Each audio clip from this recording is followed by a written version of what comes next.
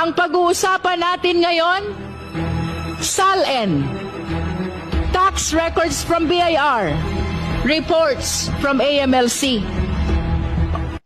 Pag binigay mo sa akin yung salin mo, hahanapan ko talaga ng problema yan. Kahit walang problema, gagawa ako para bigyan ka ng problema. Sabi ko, siguro, kung ako, kalabang kita sa politika, o sa whatever, for whatever, sa kalabang kita, pag binigay mo sa akin yung salin mo, hahanapan ko talaga ng problema yan. Kahit walang problema, gagawa ako.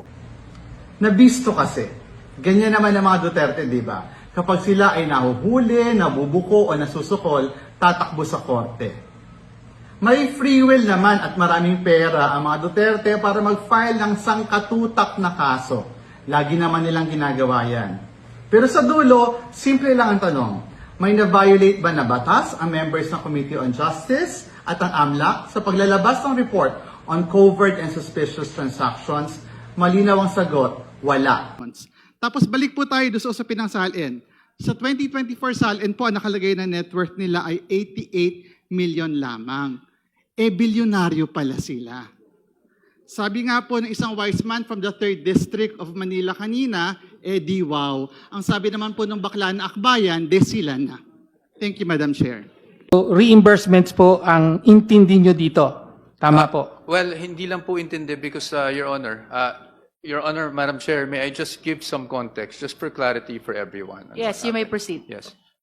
I'll give you an example po, a very concrete example. Pumunta po kami ng ating Vice Presidente noon when she was Secretary of Education sa isang burol. No? After po ng burol na yun, marami nagpapapicture sa kanya. May mga lumalapit po, may lumapit po na bata. Nagbebenta po ng mga damit. It was Shein na damit. I don't know if I'm correct, if I'm saying it correctly. But she said, tulungan natin. Gusto kong bilhin, no? So, siyempre, ang dami po nagpapapicture sa kanya. Ako po yung naglabas ng pera para po mabayaran yung binibentang damit.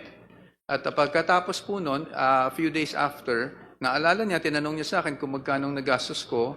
It was around 6,000 if I'm not mistaken.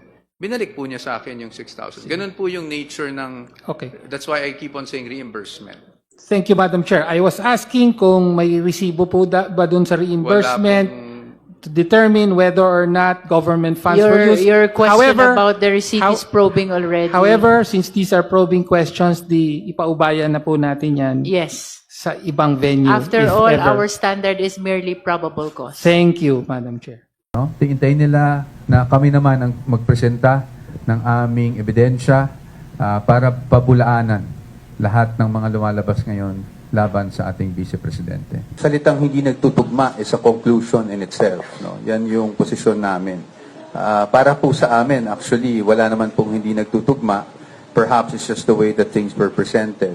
Obviously, as I said, we cannot disclose how we will defend the Vice President. But yung nangyari kahapon, of course, is something we already expected as a defense team, lalong-lalo na nung alam natin na nitong committee hearings, nababalitaan natin yung mga subpoenas.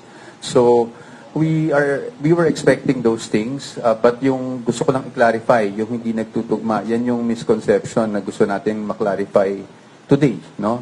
Through responding to your questions.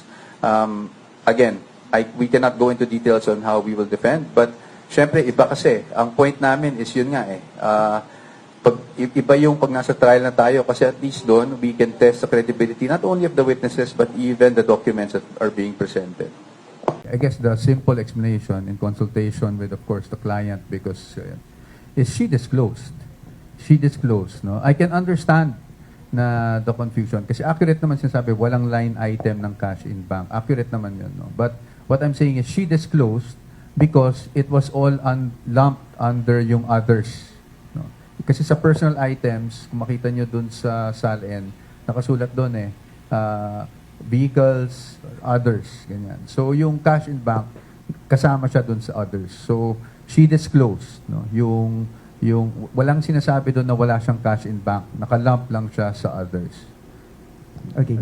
Thank you, sir. But I just wanted to clarify kasi baka sabihin parang sinasabi naming mali o sinungaling yung mga House members yesterday. Hindi naman po. Kasi ang sinasabi naman nila is walang line item ng cash in bank. So now we're just clarifying upon consultation with our client na she disclosed all of those actually It was just lumped under others, or I think various. May impeachment.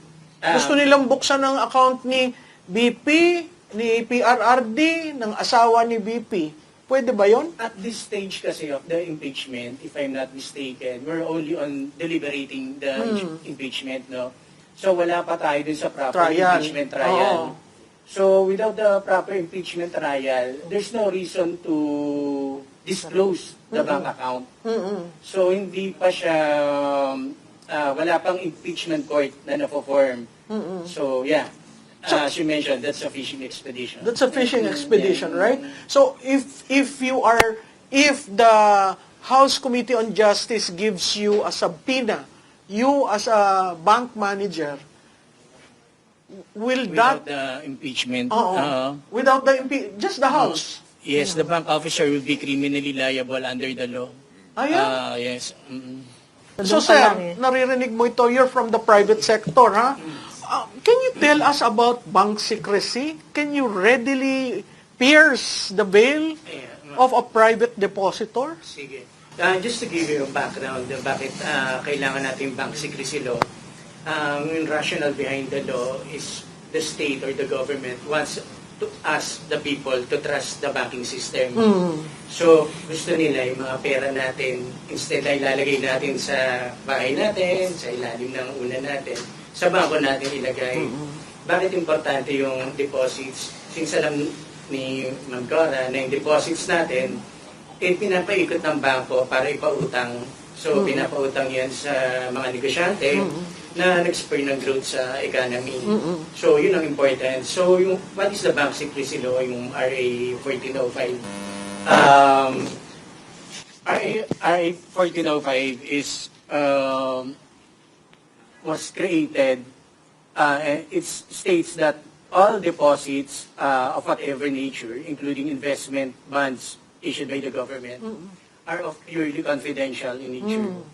And no person or government official, even government official and offices can access your bank records except for 4 reasons.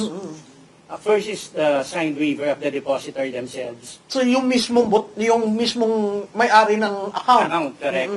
So, signed waiver. Pangalawa, in cases of impeachment. So, pangatlo, per cases involving bribery and the dereliction of duty. And the fourth is when the funds in question is the subject matter of the litigation. So, hindi siya pwede na, for example, sinampahan kayo ng libel, titingnan nyo yung bank account ng tao. So, the criminal act should be connected to the bank account bago natin buksan.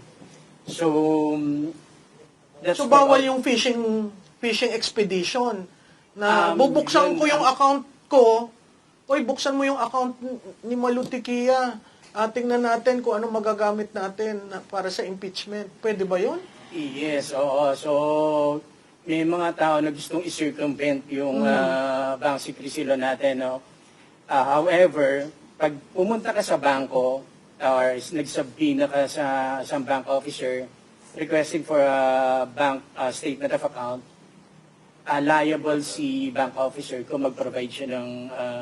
So hindi yan yung pag may subpoena? Yes, unless they fall under dun sa four reasons na nabanggit. Oo. So question, can the bank open the account of a private individual? Open mean access? Yes. A third party asking you open the bank accounts of No. Juan de la Cruz. No. The bank officer himself, no, cannot access. Can the bank open the bank accounts of a previous president? No. Can the bank open the account of the husband of an incumbent Related official? accounts, no. Oo. So technically, limited. When the subpoena, just in case there's a ongoing court case, kailangan specify yung Sir, account diretso name. ko, may impeachment. Gusto nilang buksan ng account ni BP, ni PRRD, ng asawa ni BP. Pwede ba yon? At this stage kasi of the impeachment, if I'm not mistaken, we're only on deliberating the impeachment, no? So wala pa tayo dun sa proper Trial. impeachment trial. Oo. So without the proper impeachment trial, there's no reason to disclose the bank account. So hindi pa siya, wala pang impeachment court na na-form. So yeah. As you mentioned, that's a fishing expedition. That's a fishing expedition, right? So if the House Committee on Justice gives you a subpoena, you as a bank manager will Without that the impeachment. without the just the House. Yes, the bank officer will be criminally liable under the law. Well, hindi na tayo na-surprise. Kung may isang constant dito sa behavior ng ating Vice President ngayon, si VP Sara Duterte, ito yung pag-iwas niya sa accountability, yung pagtakbo niya palayo lagi doon sa mechanisms of accountability. Pero itong hindi niya pagsipot ngayong araw, isa itong betrayal, hindi lamang ng public trust, kundi mismo yung tiwala ng kanyang mga botante. Kasi inaasahan ng taong bayan na ito yung proseso para madinig yung kanyang side, para mapabulaanan niya yung aligasyon. Pero kung ay avail ang due process, ibig sabihin, talaga nagtatago siya mula sa accountability.